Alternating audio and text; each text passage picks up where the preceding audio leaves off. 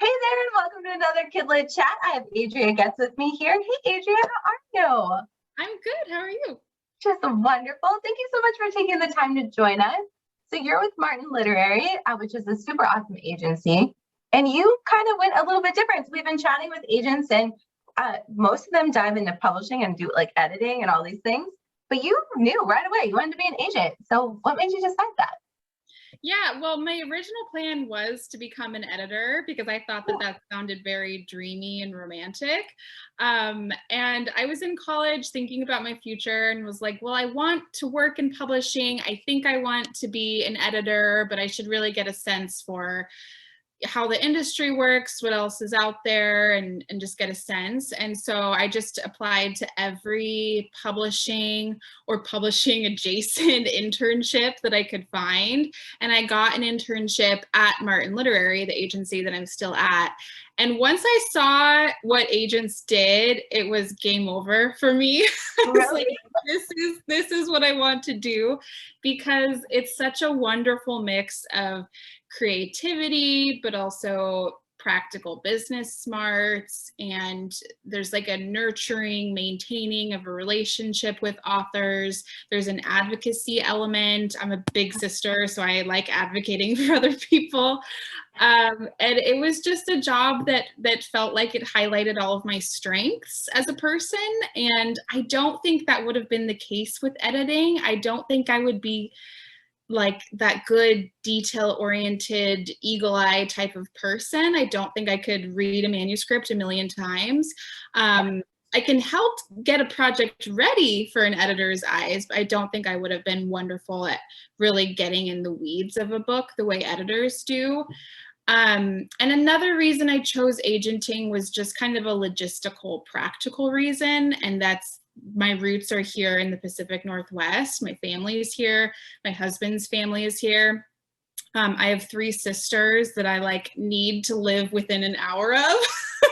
If I didn't, I would be very cranky about that. So I just wasn't really willing to pack up and head to New York. But that at the same time, I did want to work on big New York books. So anyway, so agenting was a great alternative to that. That's so cool. And I think that's actually a really good, like, shine the light, especially for kids that are in college or in high school and they're like planning their lives. Because I did the same thing. You expect to do something at 18, and then you play and you explore and you get to learn really what you should be doing, which is agenting. Yeah. Like you are a great agent. So that's awesome. Yeah. So talk to us about like some of your favorite books that you've ever worked on. Just ask you to choose one. I know it's very hard, but. Yeah, it is hard. But there's one that I thought was really fun to work on.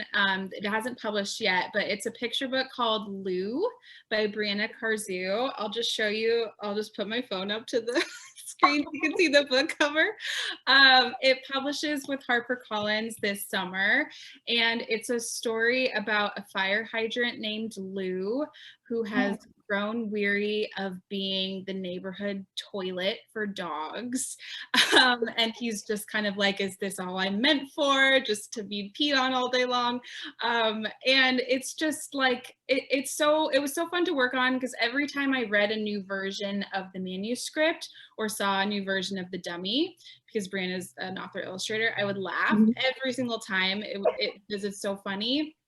And her cut paper, collage, digital art mashup style was like just so charming and lovable. And every time I sent a submission for this project, I could just imagine the editor on the other side of the screen, like laughing or cracking a smile when they read it. And that's just a good feeling, to feel like I sprinkled in a little bit of joy and delight into someone's day today. So I'm really, really excited for that one to publish. Oh man, that looks so good. Has that been in the works for a while? I feel like I've heard about that one. Yeah.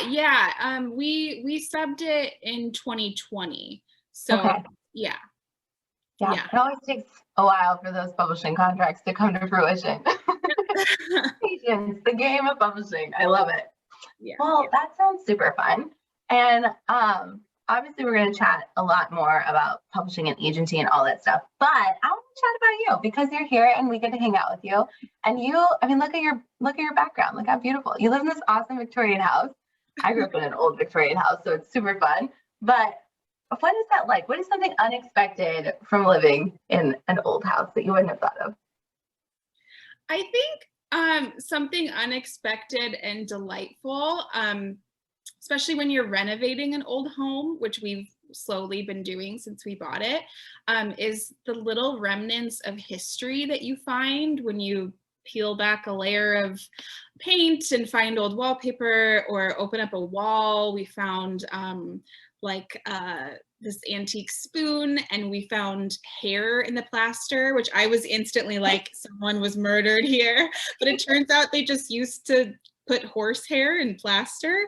But then there's also things like we have this beautiful old door that my husband wanted to refinish because it had been painted over the years, and so he wanted to bring it back to its original wood grain.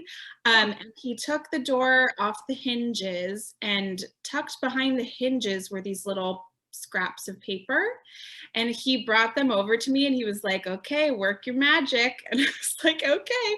And so I pieced them together, and it was this flyer for like a dance marathon in the Prohibition era, like in the 20s. And I Googled it, and it was like this very popular thing around here where because you couldn't drink, or maybe I think some of them did secretly have alcohol. Yeah. They would have these dance marathons where you would go and dance for like 24 hours or 48 hours. And it was kind of dance until you drop. And I don't know, I just love the idea that maybe someone who lived here 100 years ago might have gone and boogied the night away. You know, I just think that's so fun.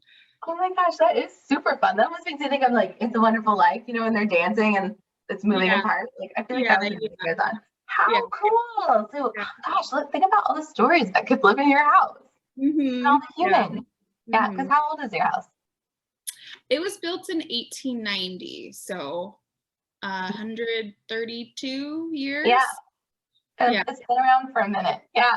Wow, that's so cool. And all the families, and how awesome. I love that you're restoring it too, because that makes it like really come back to where it was. And there's so much history in that. And that's awesome.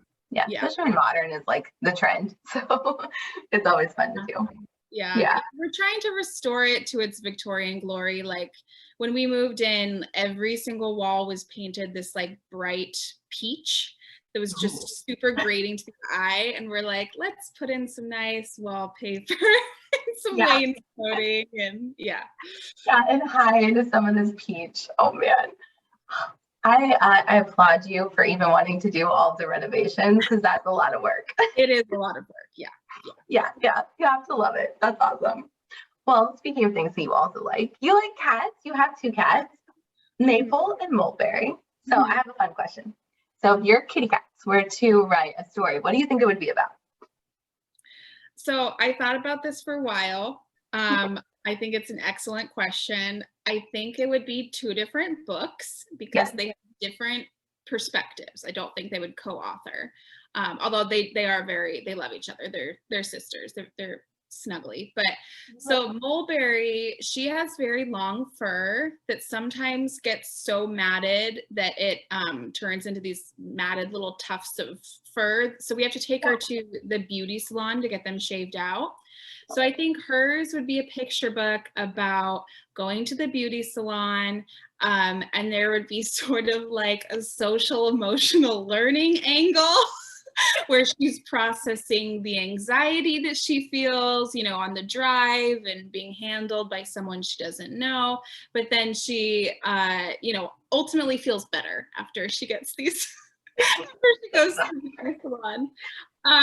So a day at the beauty salon for Mulberry, and then Maple, we call her the screaming banshee because she's always meowing at us, and we never really know what she wants because she already has everything she needs, so we don't understand. So I think hers would be sort of a folkloric story about a cat banshee that meows on the moors of Scotland, or like something like that. Yeah. That one sounds so good. So would you want it to represent either of those books or your cat? I mean, let's talk about your cats as clients. So I have a strict policy against representing family and friends. So I think I'd have to give them a referral. Yeah, probably a good call. I love it. That's so fun. Well, guys, you can go to Adria's website. So it's adriagoetz.com and check out all of her awesome books and her clients and all about her. But Adria, this has been really fun. I've enjoyed it. Thanks for having me. Thank you. Thank you for coming on.